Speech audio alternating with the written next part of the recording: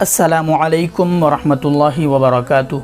दोस्तों, Islamic banner की ओर से मैं हूँ हाफिज़ अनीस, आप लोगों की खिदमत के अंदर आज एक बहुत ही अहम मसला आपके सामने लेकर हाज़िर हुआ हूँ। बहुत से भाई पूछते हैं कि क्या नहाने के बाद अलग से वज़ू करना ज़रूरी है या नहीं।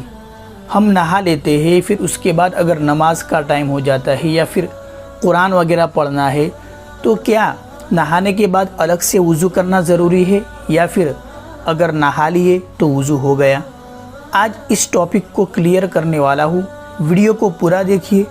अगर आप चाहे पसंद आए तो इसे ज़्यादा से ज़्यादा शेयर करें अपने दोस्तों के अंदर, फ्रेंड्स वगैरह के अंदर।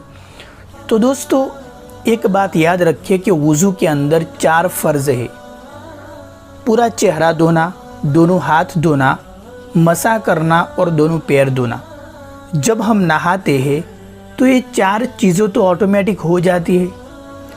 जब हम नहाते हैं तो सर भी हमारा मुंह भी धुल जाता है, दोनों हाथ भी धुल जाते हैं, हमारा मसा भी हो जाता है। मसा मतलब हमारे कान भी धुल जाते हैं, बाल वगैरह भी धुल जाते हैं और पैर भी धुल जाते हैं।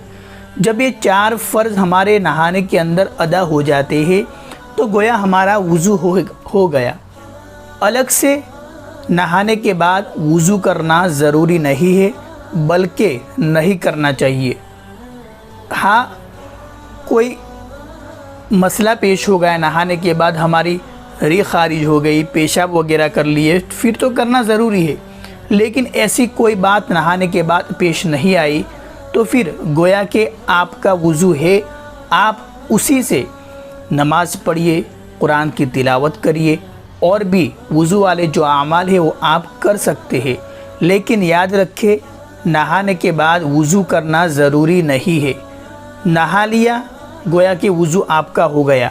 उम्मीद है कि आपको आज का टॉपिक क्लियर हो गया होगा। इसे ज़्यादा से ज़्यादा शेयर करिए। अस्सलामु अलैकुम वरहमतुल्लाहि वबरकातुहू।